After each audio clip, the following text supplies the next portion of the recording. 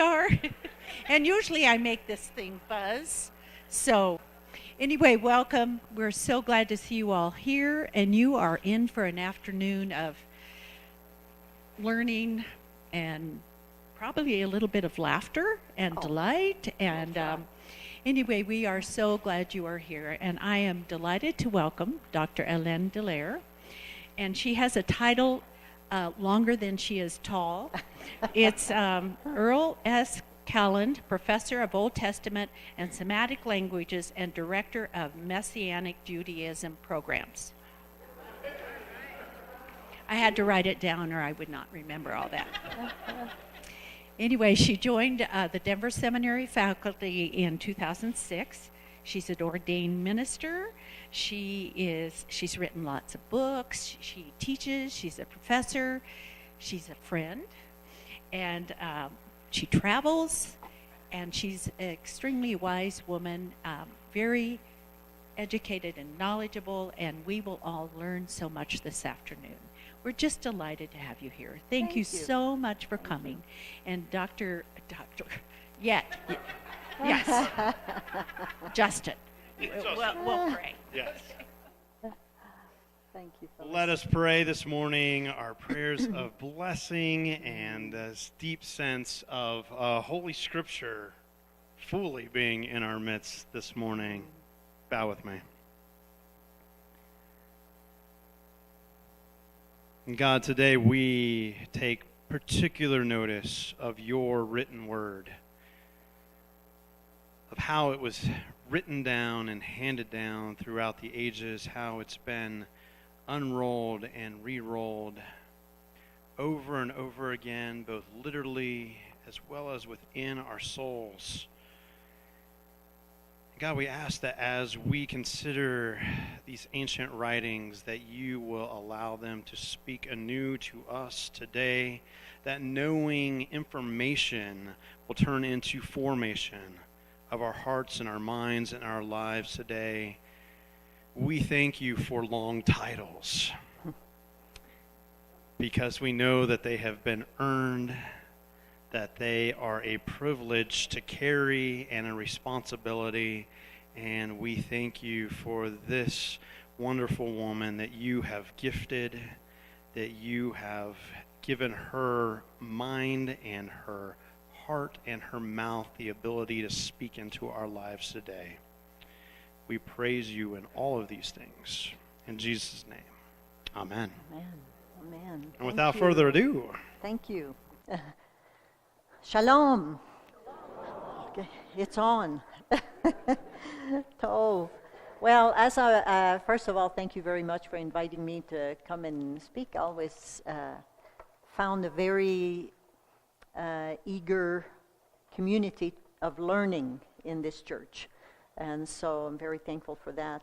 As I was thinking about the Dead Sea Scrolls, you probably know about the exhibit, the Dead Sea Scroll exhibit at the Museum of Nature and Science in Denver. So if you have a chance to go and see that, unfortunately I haven't had a chance yet. I've seen the Dead Sea Scrolls in Israel. I've had the opportunity to see some of the fragments of Dead Sea Scrolls at the Rockefeller Museum with a scholar who was doing work on the Dead Sea Scrolls. And he brought me in a room in the back where you could look at a fragment and it was magnified through a super duper magnifier, and you could actually see that there was another text written behind. You could not see just with the naked eye, but with this amplifier, this magnifying glass, you could see. So there's a lot to study. You study the primary text that you see, but then you can study also and look and see what's written behind it. And that's not the case with all the fragments, with all the Dead Sea Scrolls, but it was very interesting to see with this scholar. And I thought, well, why not bring our Denver Seminary Torah scroll? This, about 3 years ago, I was just about to go teach on a Monday night. I was in my office, And I'm not usually in my office at that time. I usually go directly to class. And the phone rang, and it was this man who said, my name is so-and-so, and I'm the agent for this couple that distributes or gifts academic institutions with Torah scrolls. And I thought, can this be for real? And so he explained to me what it was, and I've been involved in the Messianic movement for many years now. I lived in Israel for a while, and did my studies in a Jewish academic institution. So Hebrew, the Hebrew language, the tradition, the Jewish tradition has always been fascinating to me. And for Denver Seminary to receive a Torah scroll, for me was such a blessing, because these don't come by very often, very easily, and to be gifted with such a scroll was a blessing. So we talked for a while. By the end of the phone conversation, we were both in tears. We prayed together, and I hung up, and I thought, okay, what just happened now?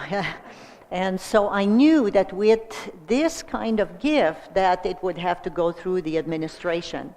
And so as I was going to class, I bumped into Dr. Randy McFarland, who's our provost and dean, and shared with him the conversation I just had.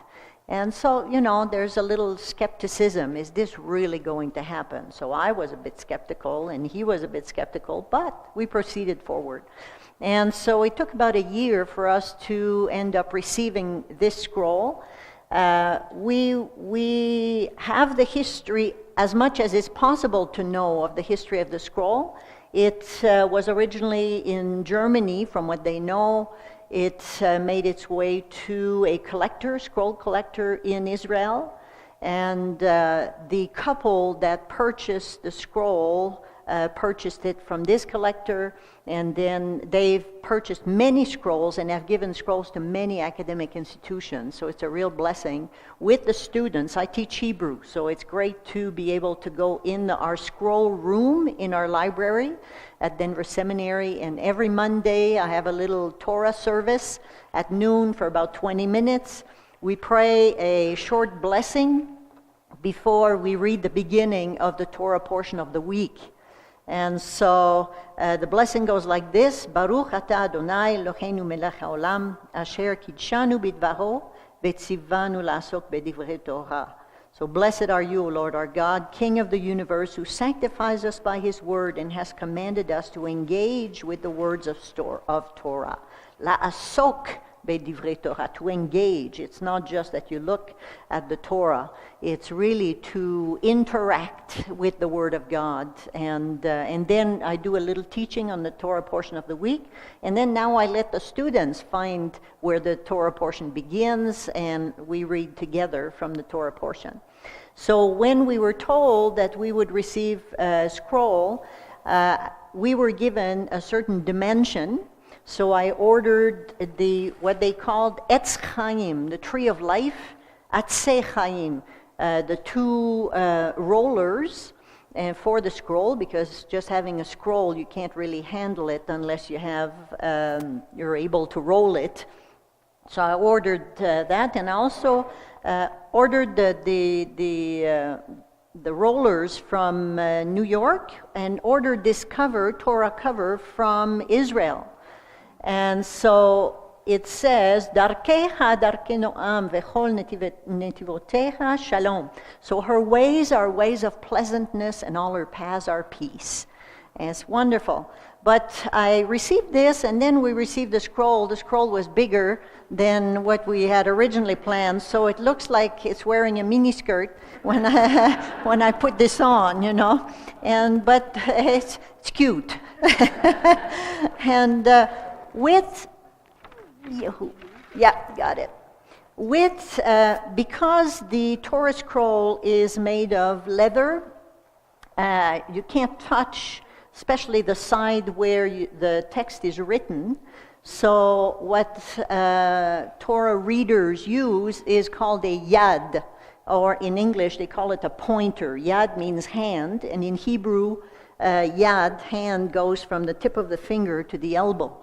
So this is what you have here. You have a yad, a pointer, and so when you read or chant Torah, you follow along the text, in the text with the pointer.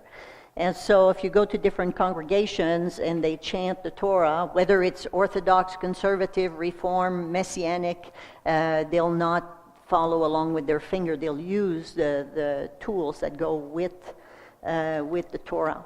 This one is about 500 years old. It has survived the Holocaust, and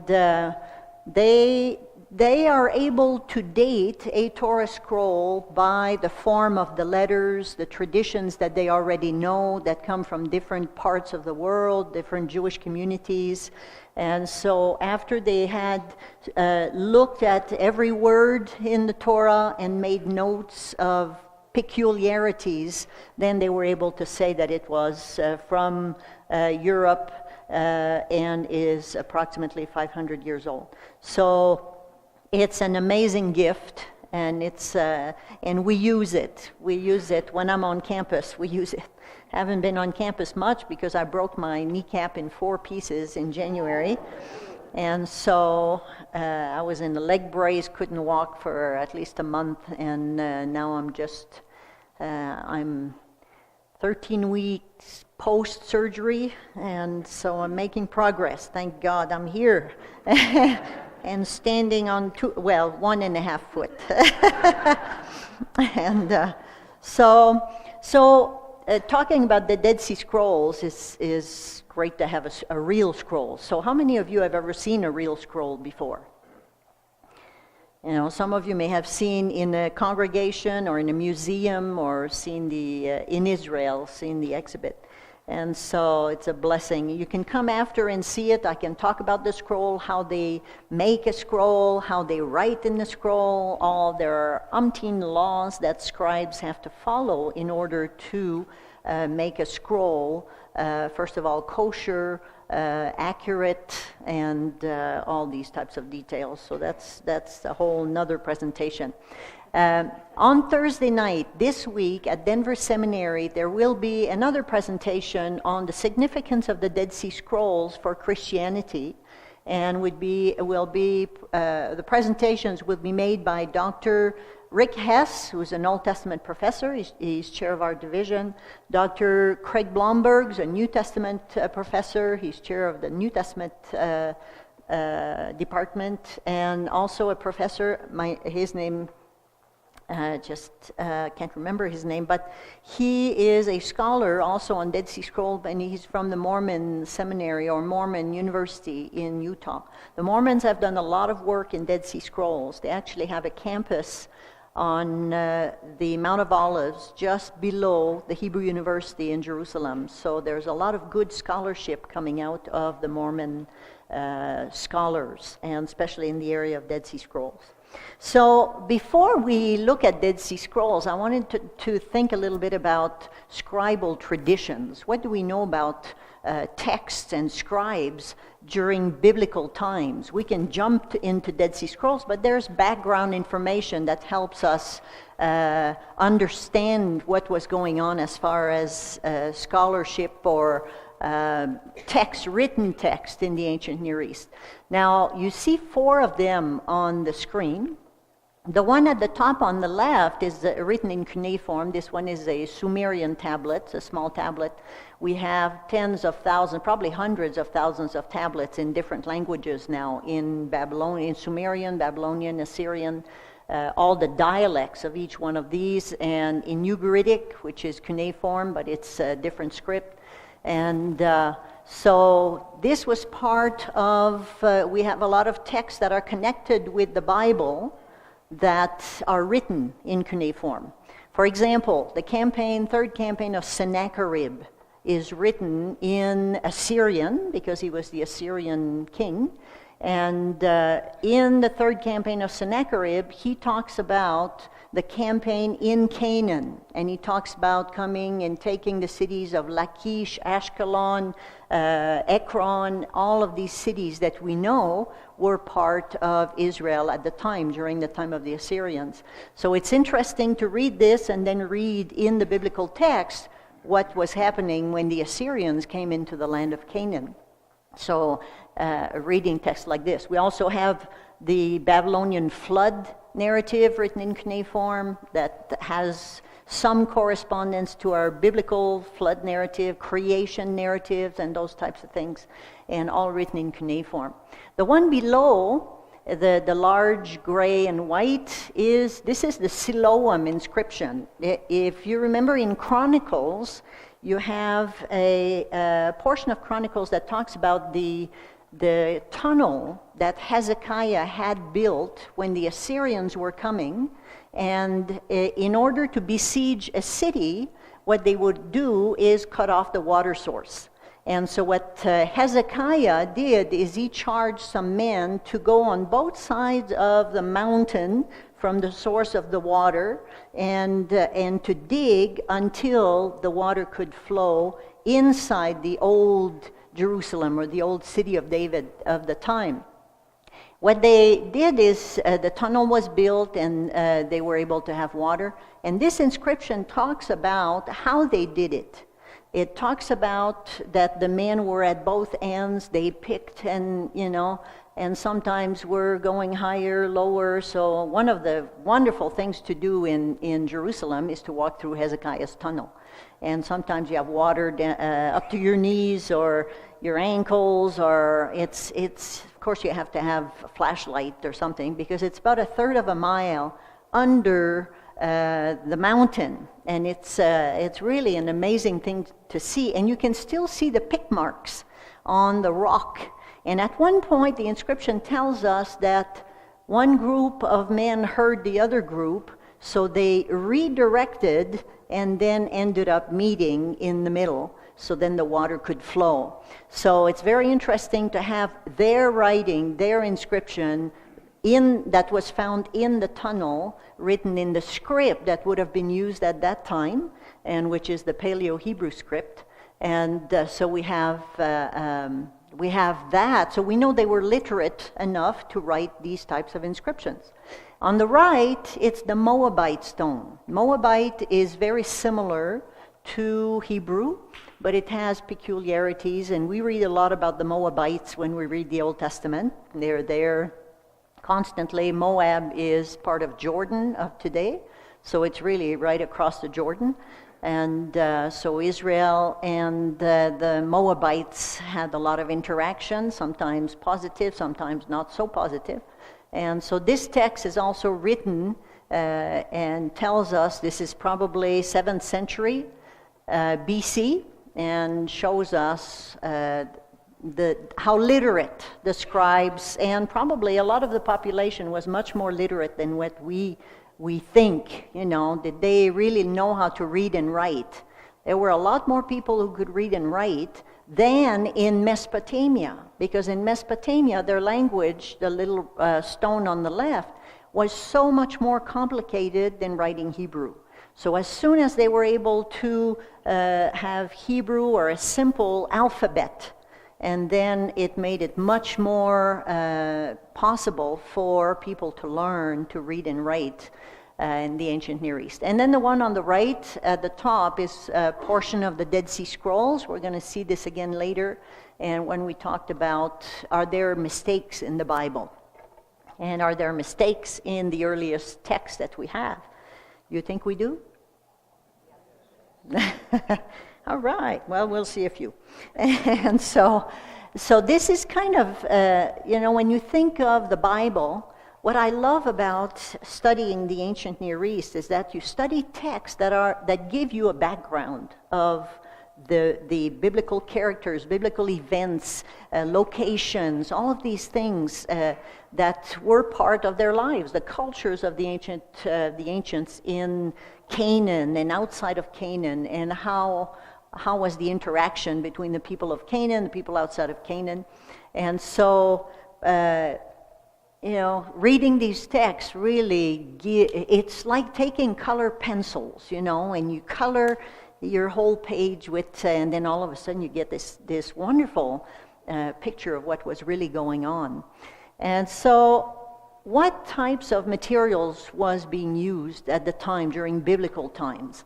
At the top, I have stone, clay, and metal. And I put these together because these do not fall apart usually. They may decay up to a certain point, but it's different from wooden tablets, papyrus, leather, and because of those, there are probably a lot more texts that could have been found or that are still buried and that have not been found yet, and some that have just disintegrated.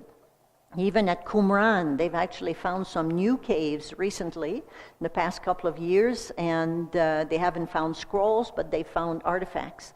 And so they're digging and looking for more of what the Essene community had at the time. And when I'm at Qumran, I love to go and see if I can find a little hole somewhere, because we don't have the book of Esther. It's the only book that from the Bible that is not represented in the Dead Sea Scrolls. And it may make sense that because God is not mentioned in the book of Esther, that the Essene community did not accept it in its canon, although the canon was formulated and really confirmed as an official canon a few centuries later. The book of Esther has not been found. So I thought, gee, if I could just go and scratch the right hole, and just peek in the hole, peek in the hole, and find, oh, wow, here it is, and that would pay my house, and then some.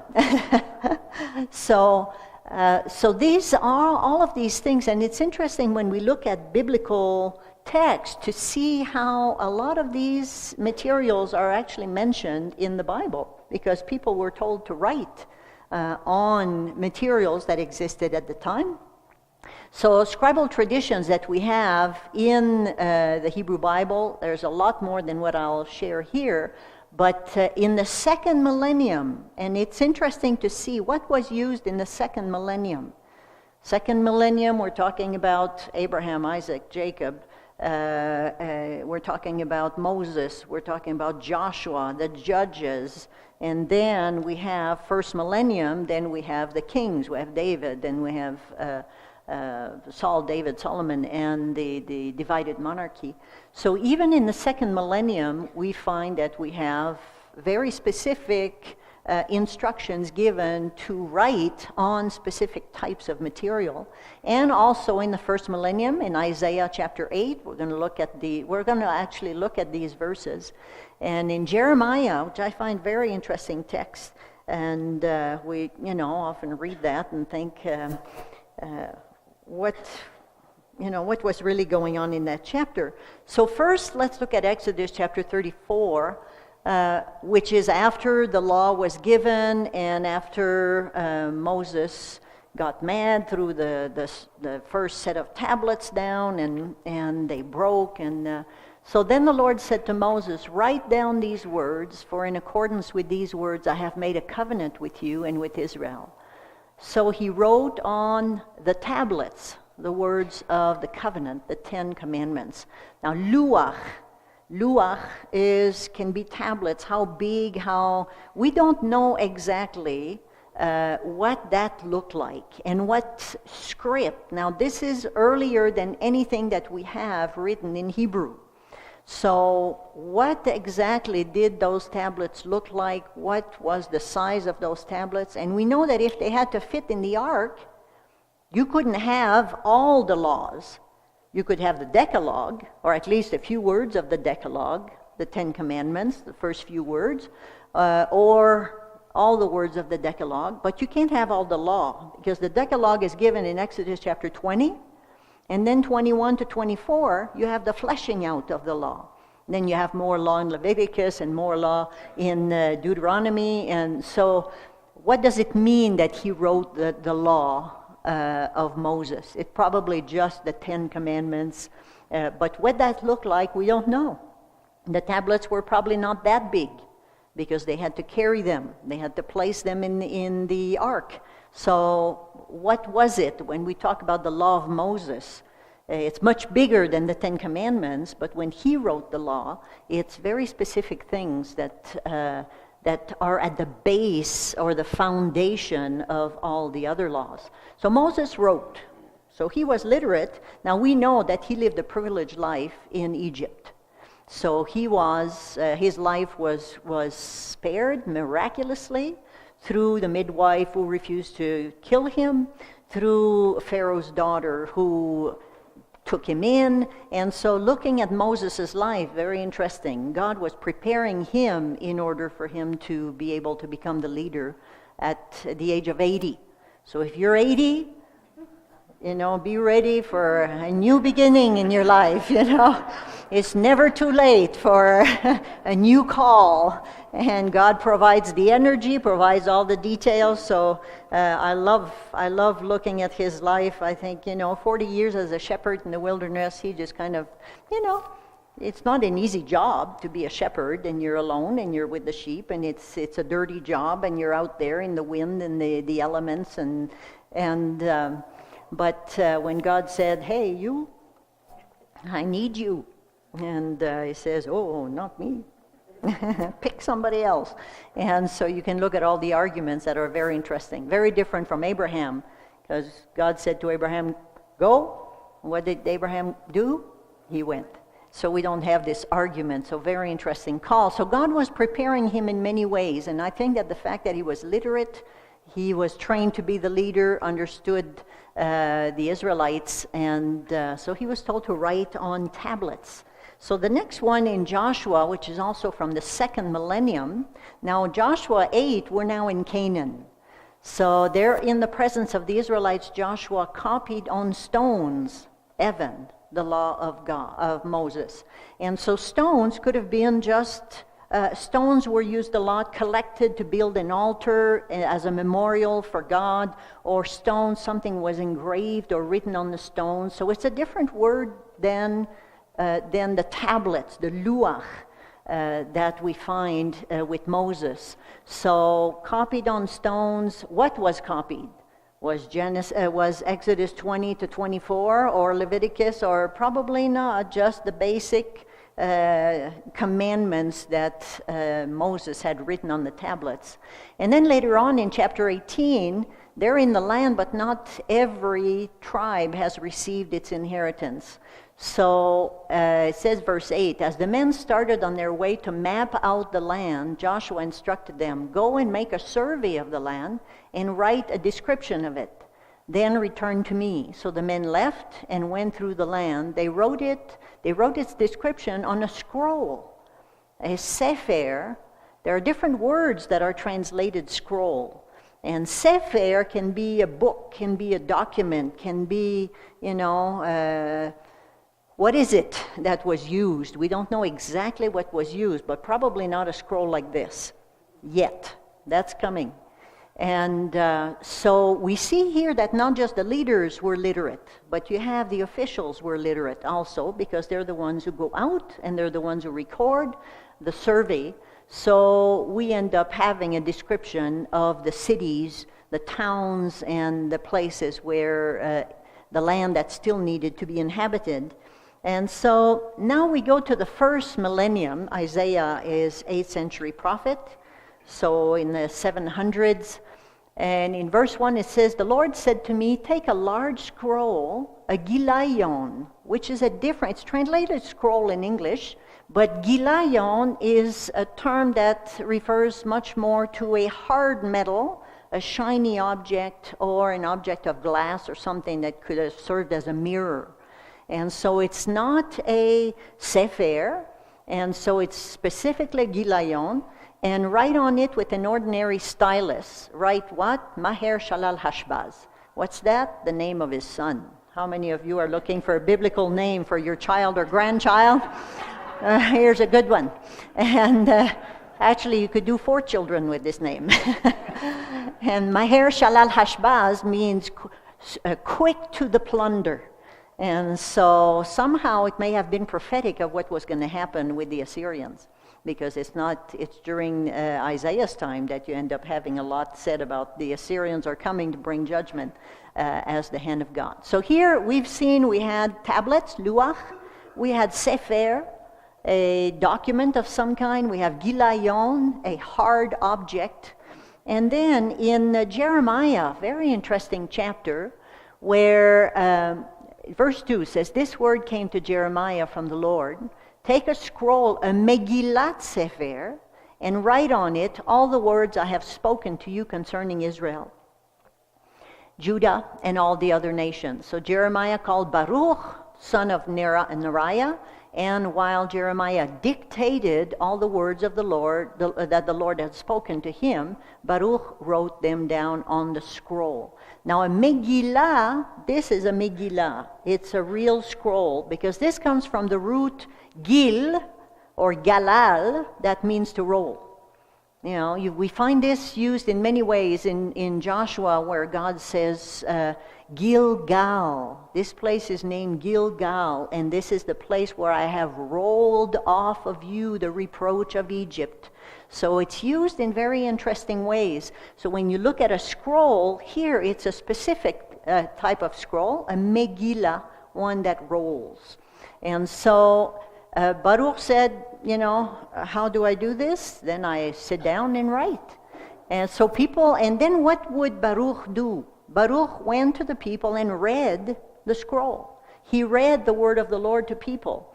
And he went to several places and read the word of the Lord. And people came to him and said, how do you do your job? You know, it says, then they asked Baruch, tell us, how did you come to write all this? Did Jeremiah dictate it?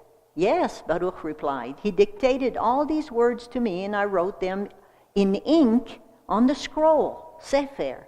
So on the Megillat Sefer, which is what he had taken earlier in the chapter, so we have written in ink. And if you look at the Talmudic laws that have to do with how to do a scroll, how to put a scroll together, what kind of ink, there's a very specific mix of natural elements that need to be mixed together in order for the ink to be natural and to be kosher on a kosher scroll. Now this is not a kosher scroll because I'm a Gentile and I'm holding it. And so it has been in many hands of people who are not Jewish.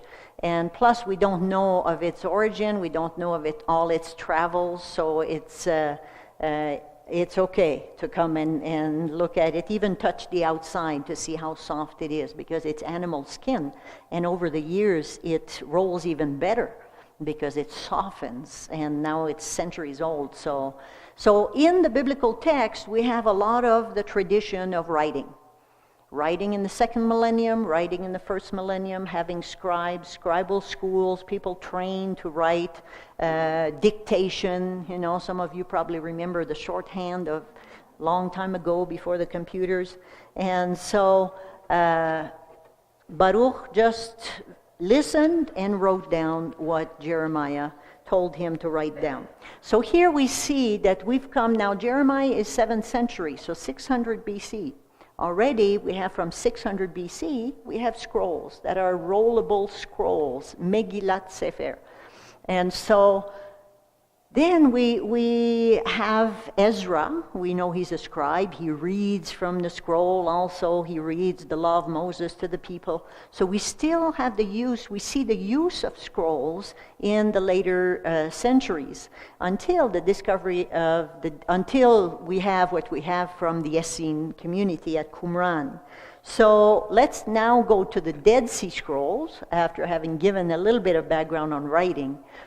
Where were the Dead Sea Scrolls found? Now there are 7 major locations around the Dead Sea, on the west side of the Dead Sea, where the scrolls were found. The main place that we know about and hear about is Qumran, which is at the northwest end of the Dead Sea. Anybody's been there to Qumran? Okay. So anybody who's been to Israel, usually that's one place where you'll go and see the site that has been excavated and see, what was really going on as far as the site is concerned. So it's very close to Jericho, and Jericho being below sea level also. And then if you climb up the mountain, 2,300 feet elevation, you'll end up in Jerusalem. So the Dead Sea is about 1,800 feet or 1,300 feet below sea level, and so it's very hot and very dry in that area. But if you go along, you see the second site, Murabaat, Bar Kokhba caves. They found some artifacts there also, and Dead Sea Scrolls. En-Gedi is another place. Masada, they found scrolls and found mostly different types of artifacts. Nahal Haver also. In all these places, they found scrolls that are part of the corpus of the Dead Sea Scrolls. So we know it's at Qumran. The Qumran community is, at that time, was an Essene community. Now, who were the Essenes?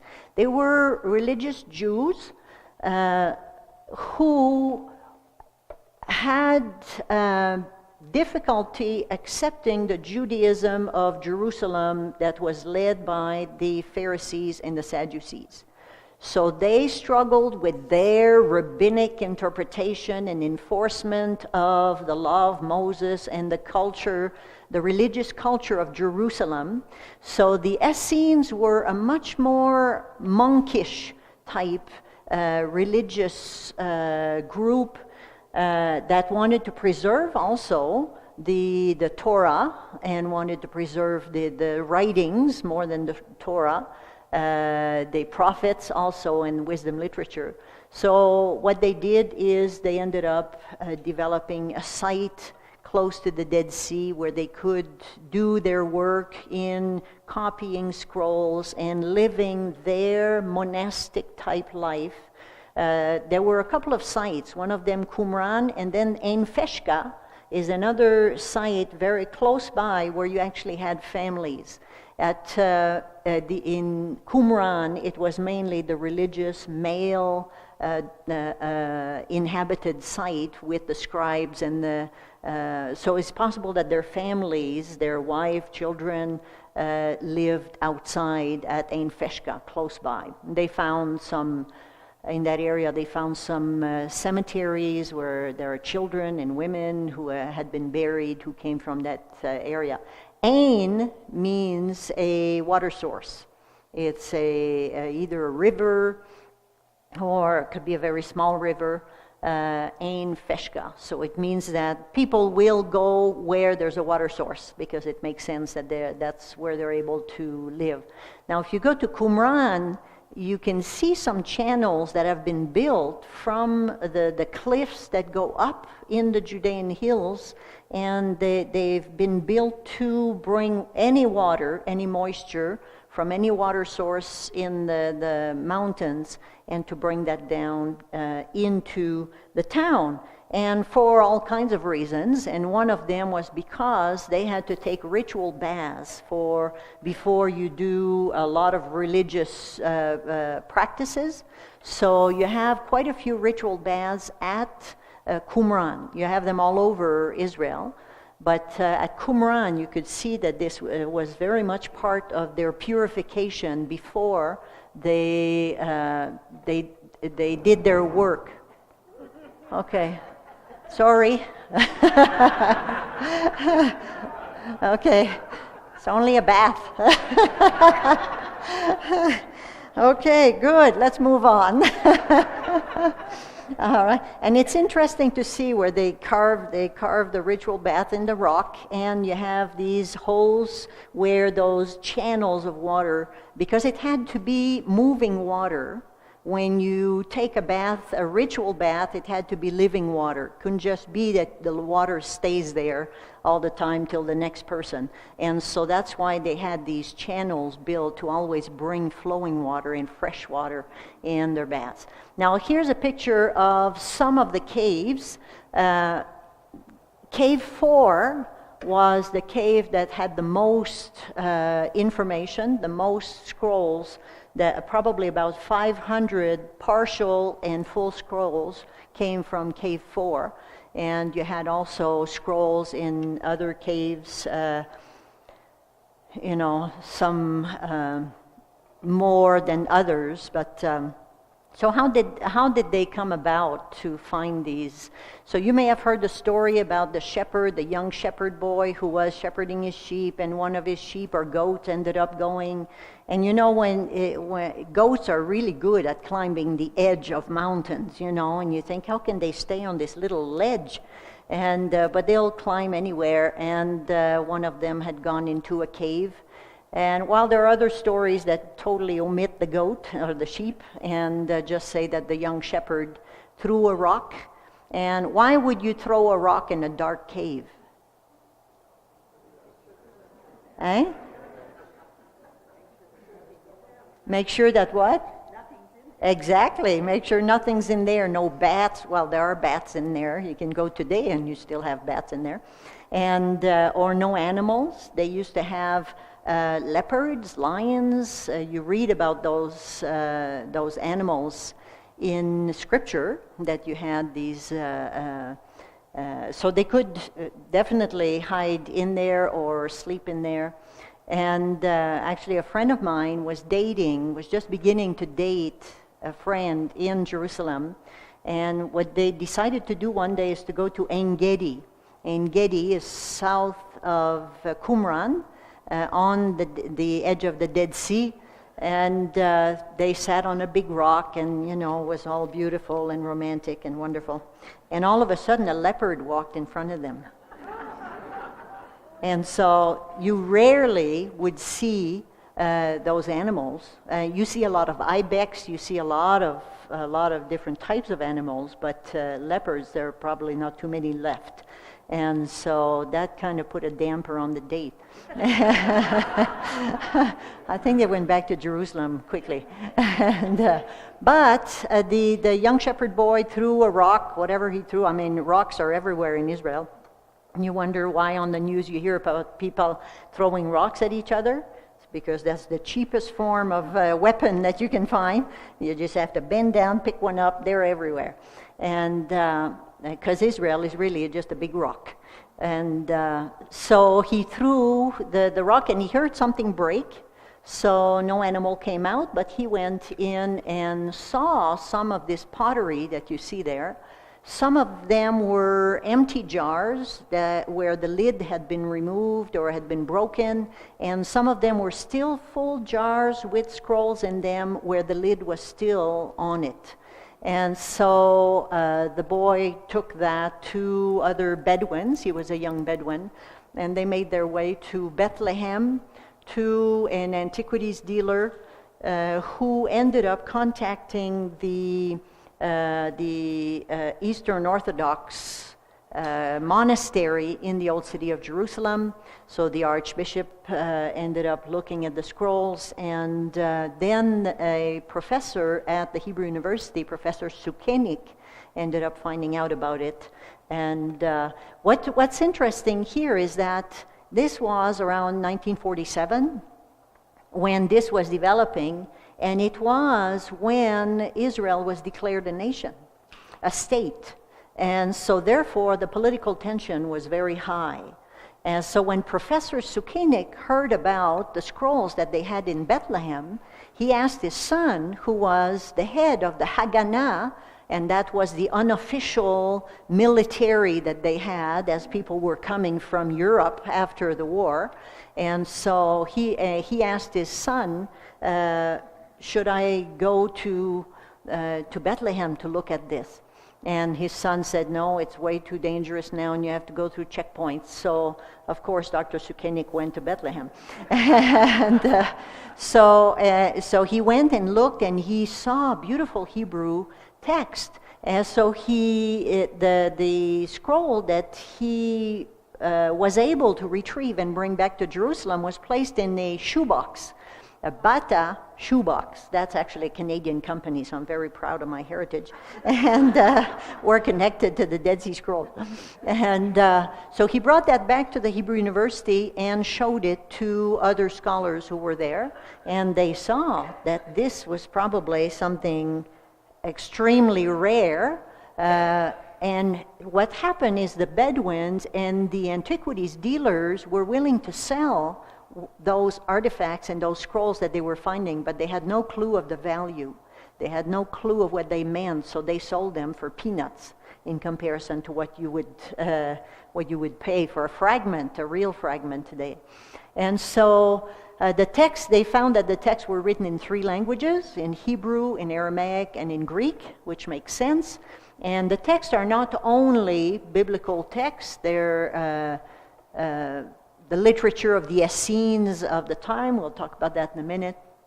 So dating of these scrolls, all of a sudden they started thinking, what do we do with this? When were these written? And so going through a lot of examination and testing, and they were able to confirm that they were over 2,000 years old. And so Professor Sukenik retrieved a scroll, and here is one thing that he wrote. It says, "My hands shook as I started to unwrap one of them. I read a few sentences. It was written in beautiful biblical Hebrew. The language was like that of the Psalms, but the text was unknown to me. I looked, and I suddenly had the feeling that I was privileged by destiny to gaze upon a Hebrew scroll which had not been read for more than 2,000 years. And it was actually the case. And so the sense of this is something absolutely precious, but it was not biblical, what the scroll that he was given and to read. So it read like biblical Hebrew, so he knew it was ancient Hebrew, was not a modern text. And but curiosity, is there more of these texts, and are there some that are biblical texts? So here we have Dr. Sukenik, who's looking at one of the jars later on when they were brought out of Qumran and brought to the Hebrew University and École Biblique in Jerusalem and the Rockefeller Museum, where they started to read them. Now, what are the types of texts that we have? We have biblical texts, everything except Esther. Now, it doesn't mean that we have everything in every book. We have at least a portion of every book of the Old Testament, and some of them almost complete, and some of them we have fragments, but they can tell by the text what exactly it is. And then you have sectarian texts, so that talk about what the Essenes believed and how they lived. So, for example, the rules for living. You have a text called Serech HaYachad, which is the rule of the community. How did they perform their duties? What were their jobs as they lived in Qumran in that Essene community? What if they told a lie? What would happen? What if they got mad at somebody? What would happen? And so the punishment for some of these offenses as they lived in this community.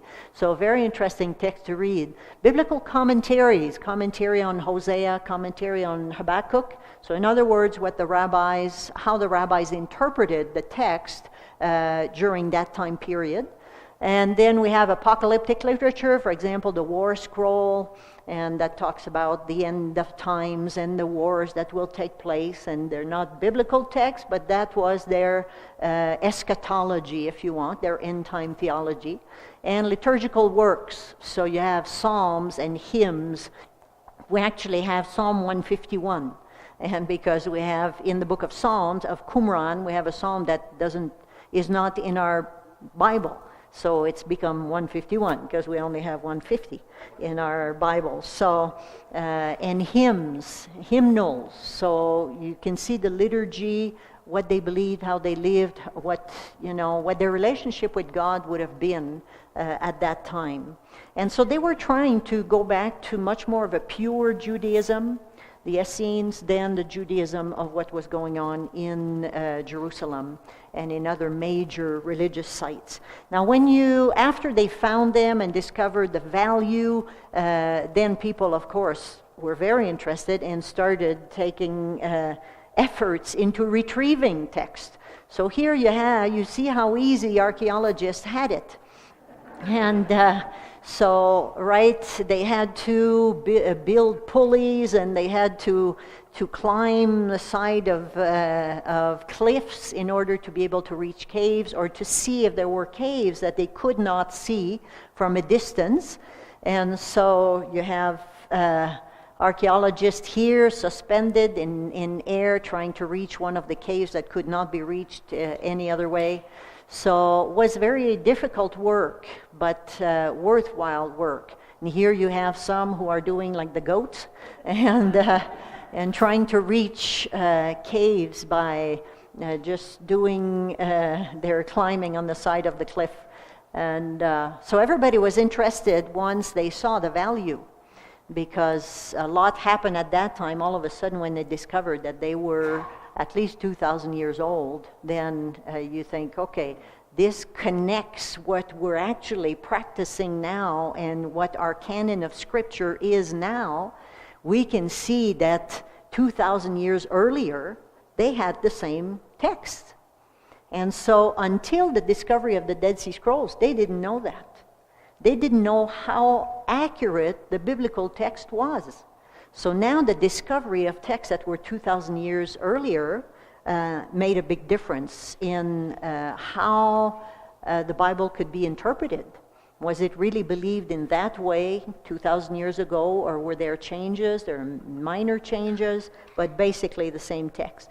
Now they found different types of text. Here is one that is it's the only text that is a copper text, and where the text was written in a copper scroll. And it's not easy to open something that has been rolled for 2,000 years and has been in this position. It's probably very brittle. The danger of losing letters, losing word, losing part of the text when it's so precious. And so here you can see someone is working on a part of the copper scroll. What they did is the scroll was round, so they sliced on both sides so they would have half moons, and so they could open the text carefully, put all the pieces together, and be able to read the text. There's another little text that is written in silver. Now this is not from Qumran, but it's a wonderful little text that was discovered in Jerusalem in the 1970s. It was in a cave that had collapsed close to the old city, and there are a few archaeologists and students who went in that area and discovered that things had collapsed, so nobody had looted. So, because often when they discover that there's anything precious, anything of value, some people will go there immediately before the archaeologists get there and will loot and then try to sell to antiquities dealers and make money. But this one had not been found. It's right next to the Presbyterian church, actually, in Jerusalem, close to the old city. And so when they unrolled this text, it was a biblical text. And it was the book of Numbers. It's the Aaronic blessing. May the Lord bless you and keep you. May the Lord make his face to shine upon you. And so this was earlier than the Dead Sea Scrolls. And it's biblical, because we didn't have biblical texts written until they discovered this. That was probably 7th century BC. So it's before the Dead Sea Scrolls. So we know that the book of Numbers had to already have been written in Hebrew, in Paleo-Hebrew, because we have this. And this would have been used with a little chain probably, or a cord of some kind, and used as an amulet or a piece of jewelry with the blessing. You know, God had said to Moses, tell Aaron and his sons to recite this over the people, over my people. May the Lord bless you, keep you. And it's still a tradition today in the church, and but was first given as a text and as a blessing to the Jewish people and the Israelites, and then continued, and is still continuing now in Jewish and Christian tradition. So you have on copper, on silver. Then here we have interesting, you can see the hand of an archaeologist with a paintbrush.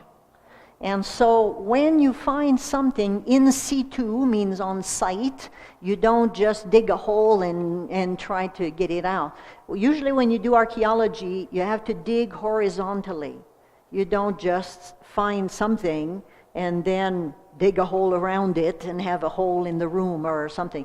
You take pictures as you excavate a site horizontally, and things begin to appear. And when you have things that are as fragile as these texts, of course, just all of a sudden being exposed to the air, it was very likely that any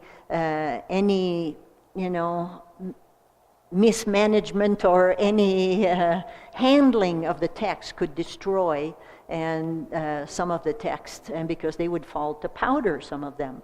So you can see how carefully they worked on the finds, whether they were texts or other types of artifacts. And here we have, this is a hymnal book. How would you like for your hymnal to look like this? But if you look close, you can read very carefully. Beautiful Hebrew that is there. So when this is discovered, then the archaeologists have to very carefully open the pieces and put the pieces together and make sure that they keep the text intact and not lose some of the text. Here we have a damaged scroll. It's a good size scroll. I can't remember which it is, but you can see that in some of the text, the edges or bugs may have eaten some of the skin of the animals that had been used, and so you have all kinds of shapes and forms in these scrolls. And then they still have thousands of fragments of Dead Sea Scrolls in Israel. You can go to the Rockefeller Museum today, and they probably have boxes, shoebox, with a bunch of fragments. Now, why are they still in shoeboxes? Many times they'll read, if it's one word or if it's a phrase or something that they don't recognize as being a biblical text, then they don't really know which text it belongs to, and they don't know which other piece goes with it. So you can have a word here, a word there, 3 words here, 2 lines there, but then unless it's a biblical text that you can reconstruct from the biblical, the Bible that we have, then it's impossible to really know what to do with it. So they still have a lot of fragments that have been left there. Of course, they've been looked at, but they can't do anything with them.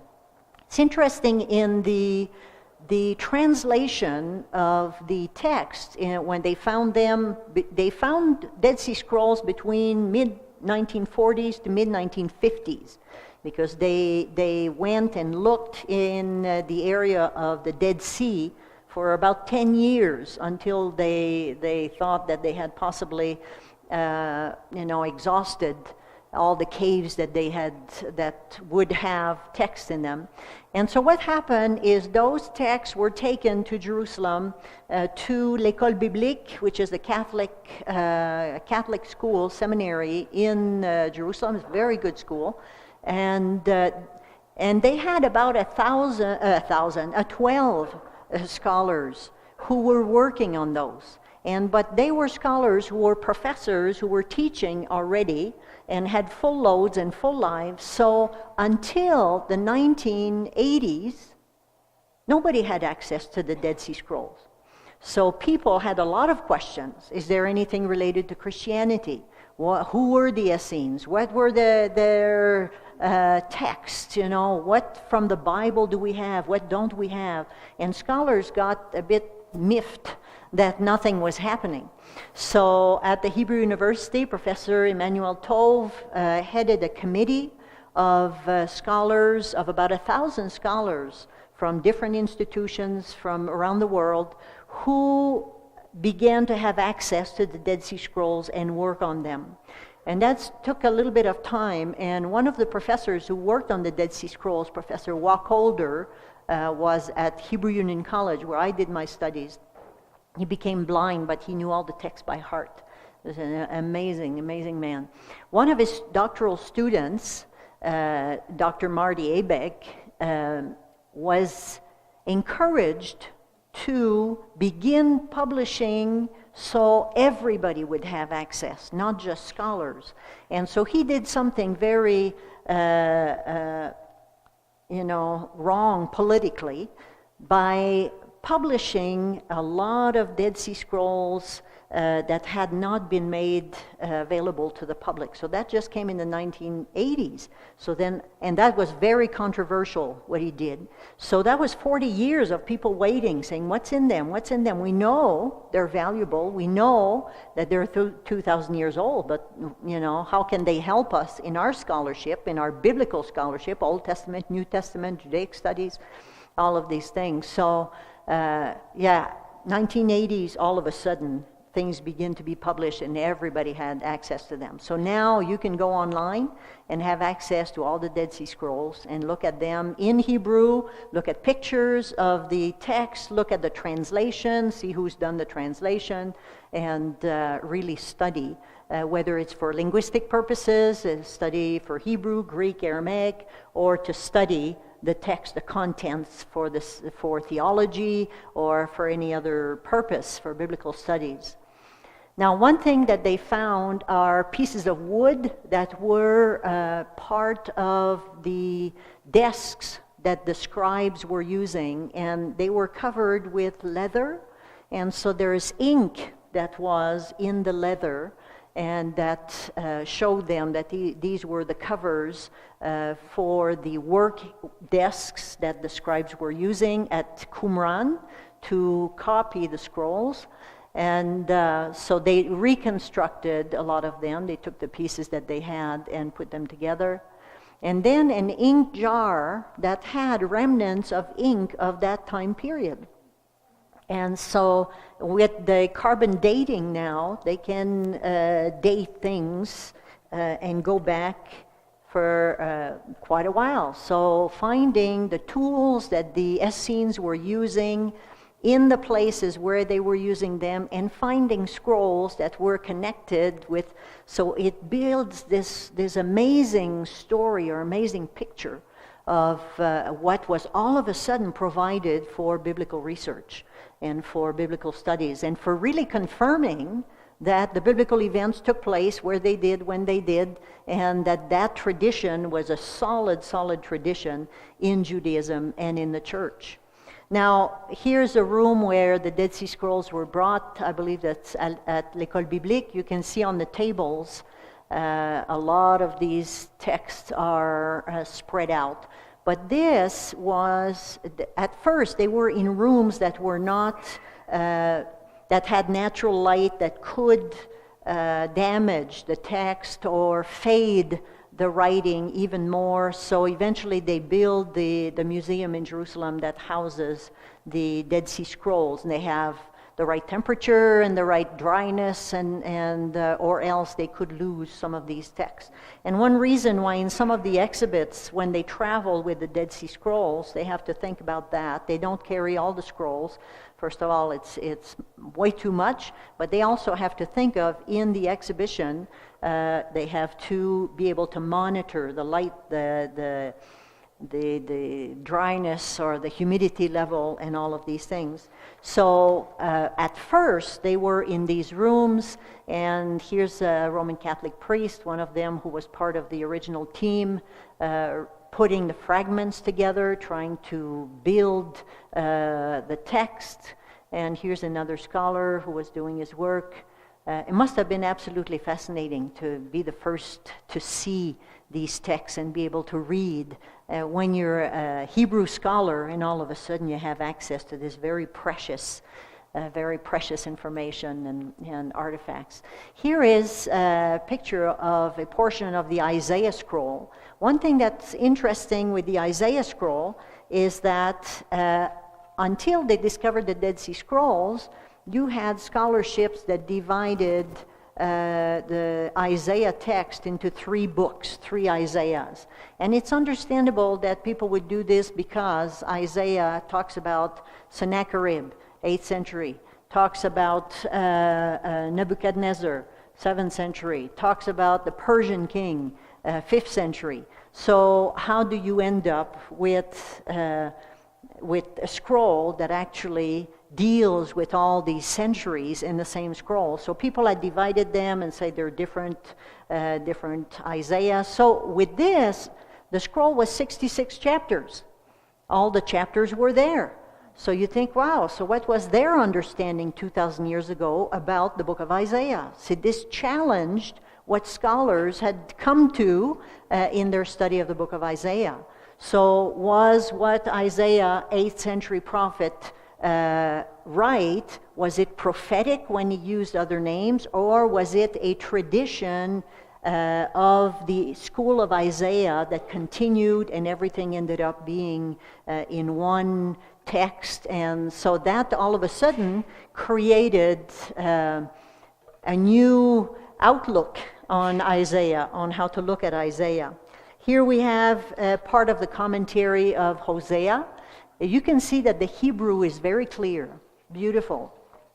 And so one question that I asked earlier is, are there mistakes in the Bible? And some say no, some say yes.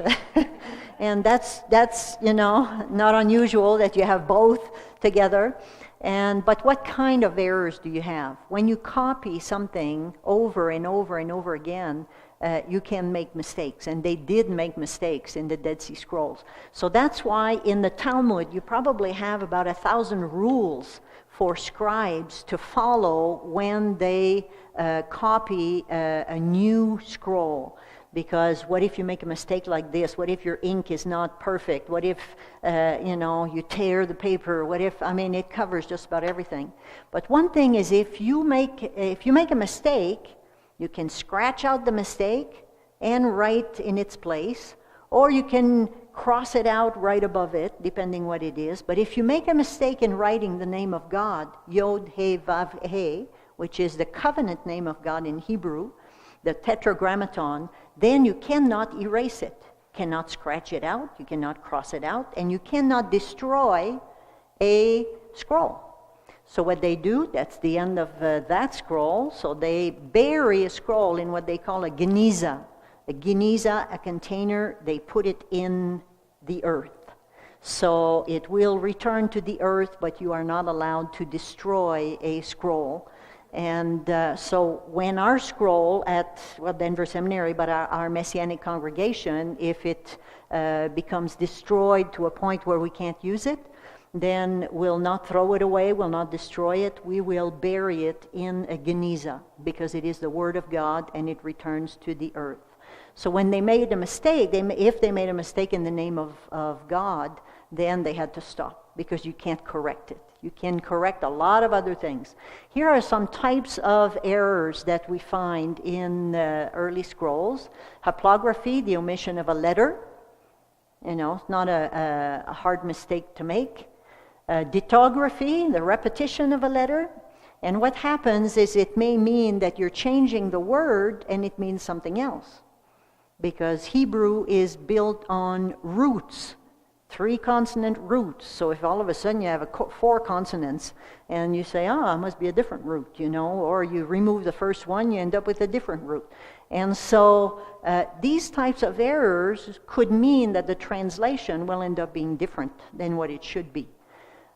You have metathesis, transposing of letters or words, Vayomer Adonai. Well, Adonai Vayomer. If you somehow transpose, maybe the previous sentence had the same thing and you just ended up flipping things. Problem with similar shaped letters. So in Hebrew, you have a number of letters that are very similar. Yod and Vav, Resh and Dalet, Bet and Kaf. And so what happens when it's written by hand, often it can be mistaken for another letter. So before a scribe writes a scroll, they have to learn calligraphy. And they have to be very proficient at writing the script the way it needs to be written for a Torah scroll. But at that time, then they used a very different script in the sense that it was much more cursive. We recognize it now, but now they use much more of a block script. But in the Dead Sea Scrolls, you see that they're much more cursive, so it's easier to mix letters. Another type of error, homoteloiton, and so that's when a scribe's eye skips from one phrase to another with a similar ending. omitting the intervening material. So a scribe is writing, and then all of a sudden he has to get some more ink, and he can't put his finger there. He dips in the ink, and then he sneezes. Whoops, and then he picks it up somewhere else where that had a similar ending. And you have the same thing with homoio arton, which is something with the same beginning. And so begins the same way, so therefore you end up then start continuing your copying at a different place than where it should be. So all of these are attested in the Dead Sea Scrolls. Accidental omission, loss of a letter or loss of a word, and something is missing there, so makes it interesting to translate. One interesting place when we look at the text in, I believe it's in is it 1 Samuel or 2 Samuel, where it says that Saul was 2 or 3 years old when he began to reign, and he reigned for 4 years. Smart kid. With a lot of impact in those few years. Well, it's obvious that there's something missing. So it's interesting when you look at all the modern versions. You look at the NIV, look at the King James, the New King James, the Jewish Publication Society, the RSV and RSV, and you start looking at how they did their translation, because it doesn't make sense to actually say he was 2 years old and reigned for 3 or 4 years, and then he slept with his fathers, And so people have gone back, and I asked my students, what would you do with a text like this to make it accurate?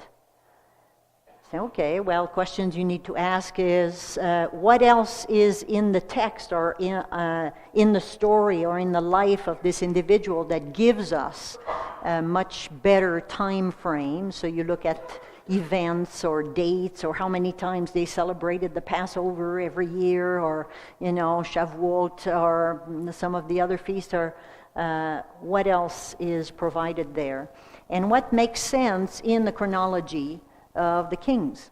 And so it's very interesting, because some people have said, okay, he was 30 years old and he reigned for 40 years. Well, no, he was 13 years old and he reigned for 14 years. And he was 40 years old and he reigned for 30 years. So you end up having, and some left it blank. If you look at some of the translations, they don't fill in the blank. They just leave it as blank because they know it doesn't make any sense. And so accidental omission, loss of a letter or word.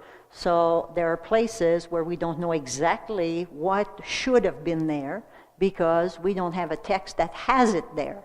And the text that we have don't have that word. And people will not create a word just in order to fill in the blank. So all kinds of scribal errors. Now you can see here, okay, let me see. At the top you can see here that some words have been scratched out. Now they were probably a correction that was put there, but then it was erased because it's written between the lines. And then here you have probably a word missing that you end up having an additional word that is written above.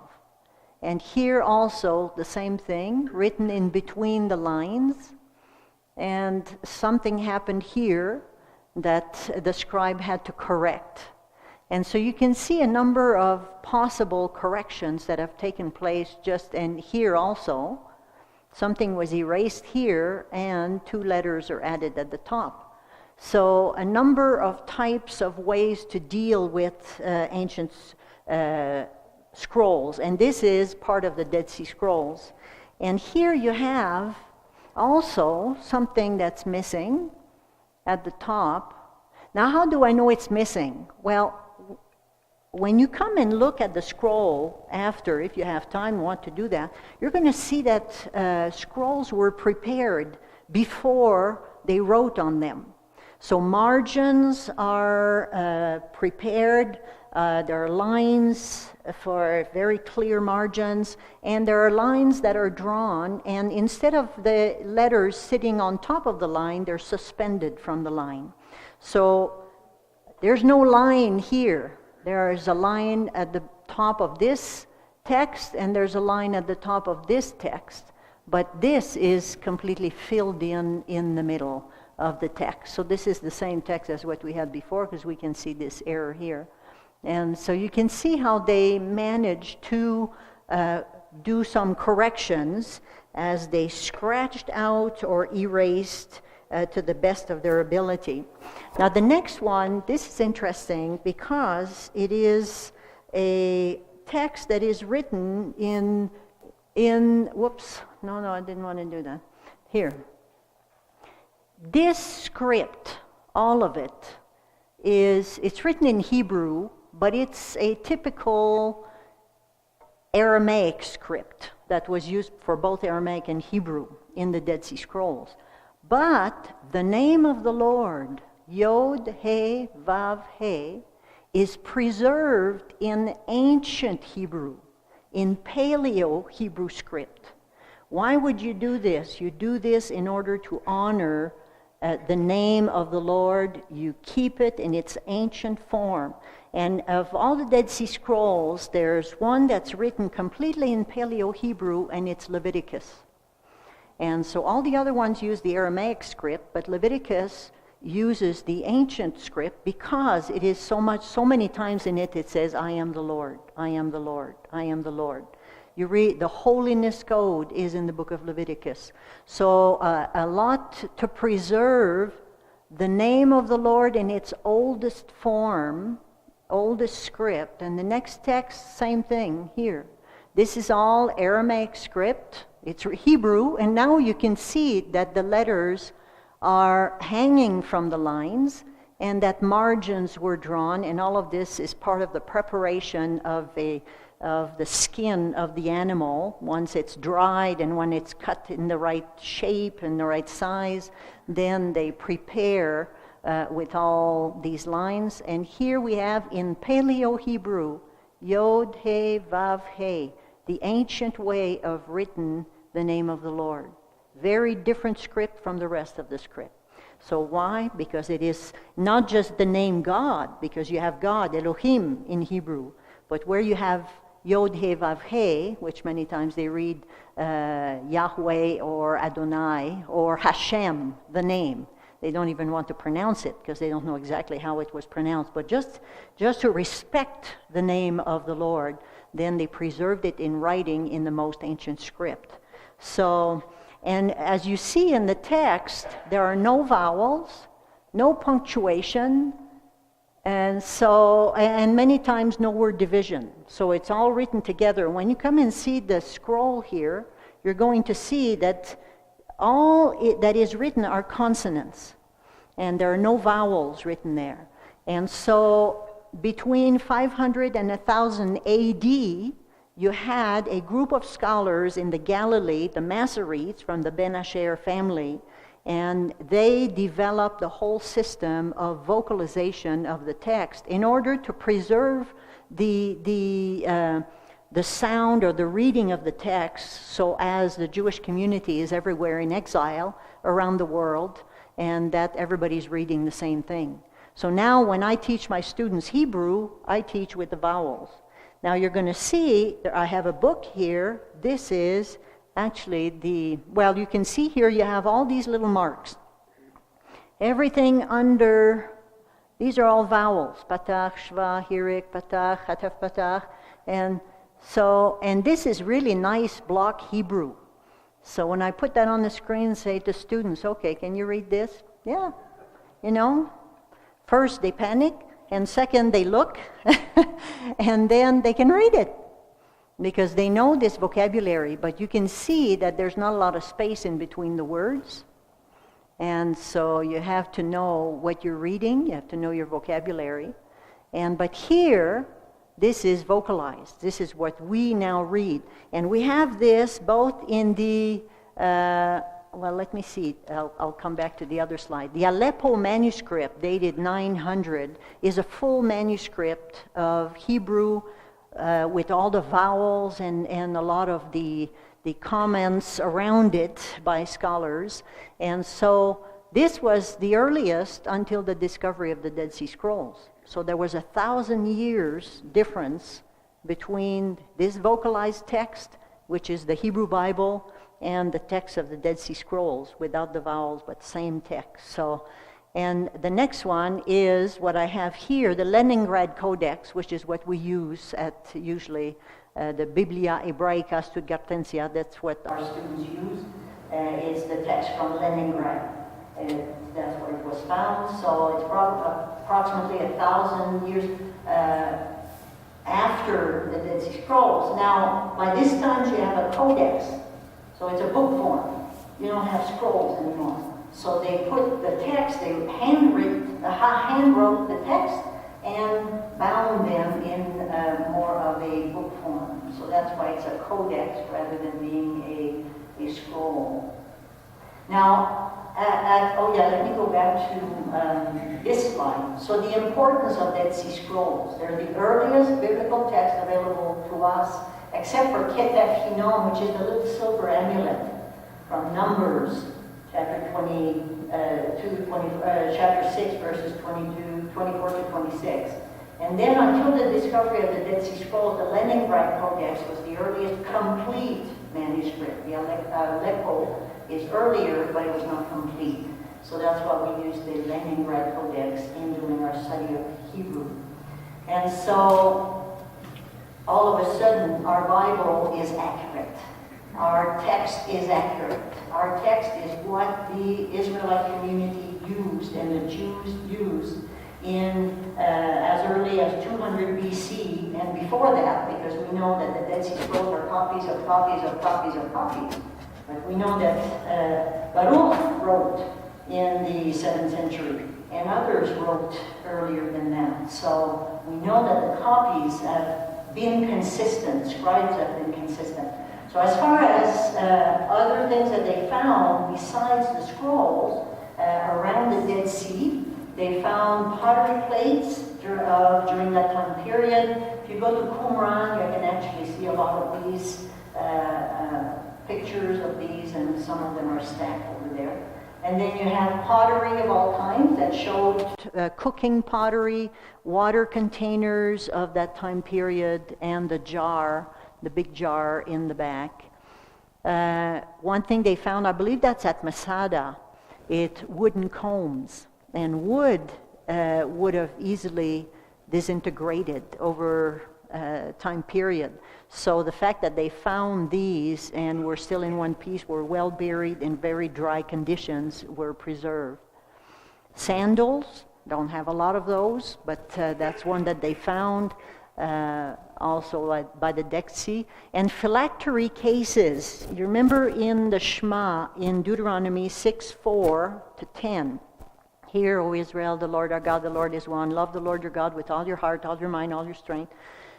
Teach them to your children when you sit in your house, when you rise up, when you lie down, and when you walk by the way. And tie them on your hands and between your eyes as totafot, phylacteries. And why? And if you look at Orthodox Jews today, you'll often see this picture of them with the phylactery. And that has very specific biblical text that is written in very, very tiny scrolls and are placed on their foreheads while they do their prayers and their liturgy, and they pray the Shema and pray the other blessings every morning, every night. And so they found some of these, which is very interesting. These are quite small, but well preserved. And that's it. Thank you.